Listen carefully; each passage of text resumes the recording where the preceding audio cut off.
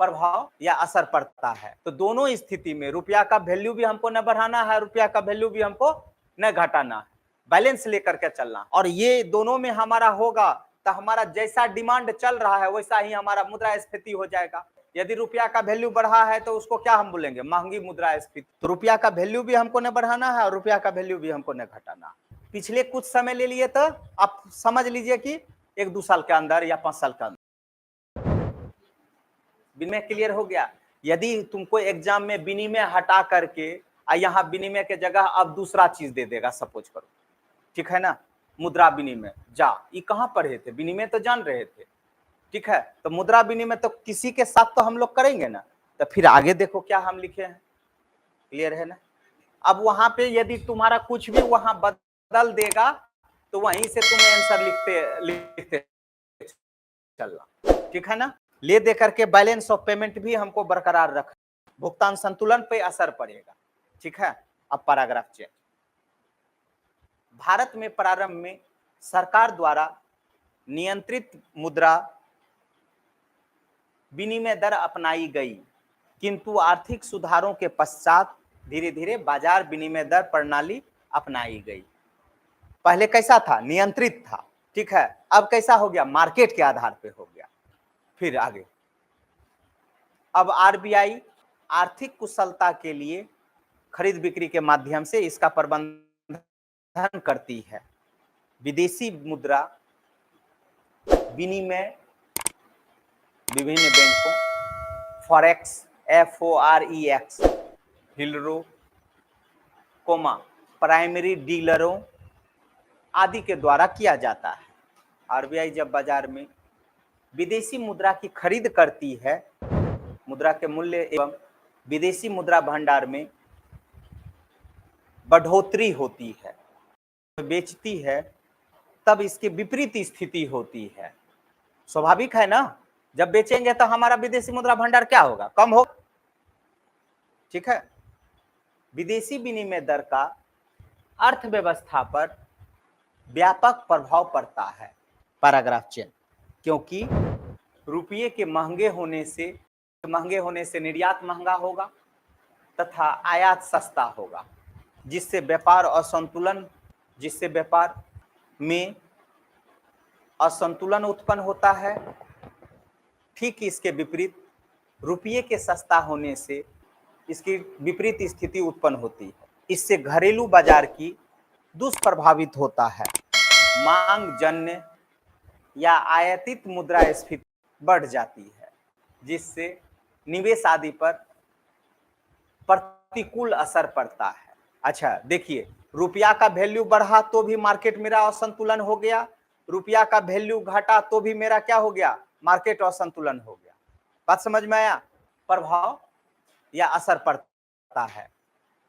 तो दोनों स्थिति में रुपया का वैल्यू भी हमको न बढ़ाना है, रुपया का वैल्यू भी हमको न घटाना है, बैलेंस लेकर के चलना है। और ये दोनों में हमारा होगा तो हमारा जैसा डिमांड चल रहा है वैसा ही हमारा मुद्रास्फीति हो जाएगा। यदि रुपया का वैल्यू बढ़ा है तो उसको क्या हम बोलेंगे, महंगी मुद्रास्फीति। तो रुपया का वैल्यू भी हमको न बढ़ाना है और रुपया का वैल्यू भी हमको न घटाना। तो अब ग्राफ चेंज। पिछले कुछ समय ले लिए तो आप समझ लीजिए कि 1-2 साल के अंदर या 5 साल के अंदर, ठीक है। पिछले कुछ समय से विदेशी मुद्रा भंडार में डॉलर एवं अन्य मुद्राओं के सापेक्ष रुपये के कीमत में तेजी से बढ़ोतरी हो रही है, जिसका मुख्य कारण आर्थिक समृद्धि, पूंजी अंतःप्रवाह, वित्तीय बाजार में पर्याप्त लाभ, सेवा, शिक्षा, पर्यटन आदि की बढ़ती प्रवृत्ति ने पूंजी अंतःप्रवाह को बढ़ाया है। इनके अतिरिक्त manufacturing, real estate sector, real estate को हिंदी में क्या कहते हैं, अस्थावर संपदा, रियल एस्टेट, ग्रीनफील्ड इन्वेस्टमेंट मतलब समझे, मतलब इन्वायरमेंट को भी ध्यान में रख करके हम लोग डेवलपमेंट करते हैं, ठीक है। एवं इंफ्रास्ट्रक्चर ने भी इस दिशा में काफी योगदान दिया है। पूंजी अंतःप्रवाह पर पूंजी खाते की परिवर्तनीयता ने भी इसे बढ़ाया है, जबकि बाहरी क्षेत्र में कम वृद्धि, वैश्विक जीडीपी की कम वृद्धि अमेरिका का बढ़ता चालू खाते में घाटा, विदेशी बाजारों में कम लाभप्रदता, इकोनॉमिक्स के टर्मिनोलॉजी में प्रदत्ता करते हैं, या हिंदी में इसको हम लोग बोलेंगे प्रदान, प्रदत्ता, आउटसोर्सिंग आदि ने भी इस दिशा में योगदान दिया है। हो गया पार्ट चेंज। उपरोक्त क्रियाकलापों से विदेशी मुद्रा में तेजी से बढ़ोतरी हो रही है, जो भारतीय अर्थव्यवस्था में अंतर्राष्ट्रीय विश्वास, निवेशकों के आकर्षण, क्रेडिट रेटिंग एजेंसियों की विश्वसनीयता का प्रतीक है। किंतु चूंकि यह ह्रास अत्यंत उच्च लागत का होता है, जिससे विदेशी बाजार में भी प्रतिफल सीमित है, तरलता के कारण मुद्रा बाजार में स्थिति उत्पन्न होती है। हाँ, इन्फ्लेशन स्थिति उत्पन्न होती है। इस प्रकार इसका समायोजन के समक्ष एक प्रयुक्त चुनौती बन गई है।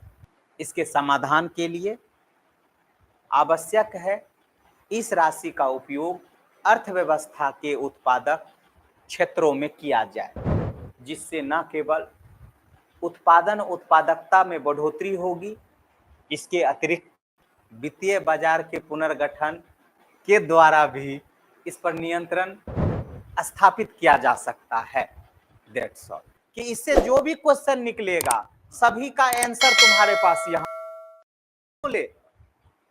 अब यदि तुमको समस्या पूछ देगा, समस्या भी बता देगी ना, समाधान पूछ देगा तो समाधान भी बता देगी ना, कि कोई एक ही चीज रहा, नहीं समझे? तो इसीलिए थोड़ा सा लॉन्ग हुआ, ठीक है। आप बजट है, अब तुम्हारा ये क्वेश्चन भी क्लियर हो। विदेशी व्यापार, विदेशी व्यापार में हम लोग क्या क्या देखे? पहले बैलेंस ऑफ पेमेंट, यहाँ देख लो क्या क्या चीज देखे, टोटल चीज आपका कंप्लीट हुआ कि नहीं हुआ, ये चीज हमको बता दो। देख लीजिए, बैलेंस ऑफ पेमेंट क्लियर किए है ना, बैलेंस ऑफ ट्रेडिंग क्लियर किए, व्यापार संतुलन या व्यापार भुगतान क्लियर किए। यहाँ से आए भारत की व्यापारिक नीति, डंपिंग, विनिमय दर, अभी हम लोग विनिमय दर पे पूरा कर रहे हैं। अवमूल्यन कारण प्रभाव, विनिमय दर का कारण प्रभाव, परिवर्तनीयता, पूंजी खाते की पूर्ण परिवर्तनीयता, बैंक परिवार देखे हम लोग, WTO देखे, और व्यापार संघ में हमारा जो है विनिमय दर का पूरा एकदम मेंस ऑफ फॉरवर्ड। विश्व बैंक परिवार में हम लोग वर्ल्ड बैंक देखे, IMF देखे, WTO देखे, पूरा देख लो। अब तुम्हारा एक भी सेगमेंट यदि इसमें छूटा है तो बता दो हमको। हाँ, सब उसी में रिलेटेड हो गया, ठीक है। अब कभी जैसे हमको जरूरत पड़ता है तो एक संघ बना देते हैं, है ना, उसके अनुसार हम लोग काम करते हैं। अब आपका लास्ट सेक्शन बच गया है, सेक्शन D, जिसमें हम लोग दो चीज देखेंगे, आर्थिक समीक्षा और बजट। ये दोनों हम लोग सीखेंगे कि बजट कैसे बनाया जाता है, बात समझ में आया? उसके बाद बनाने के लिए सिखा देंगे, और उनके अलावा उसका टिका जो चार्ट है, अब तब जाकर के अभी वर्तमान में हमारा क्या है तो वो रेट सब हम लोग देख लेंगे, जो आपको करंट एग्जाम में इंपॉर्टेंट होगा, ठीक है। कोई दिक्कत? यहीं पे हम लोग राजकोषीय घाटा, कर भी देखेंगे, डायरेक्ट टैक्स, इनडायरेक्ट टैक्स, मतलब ये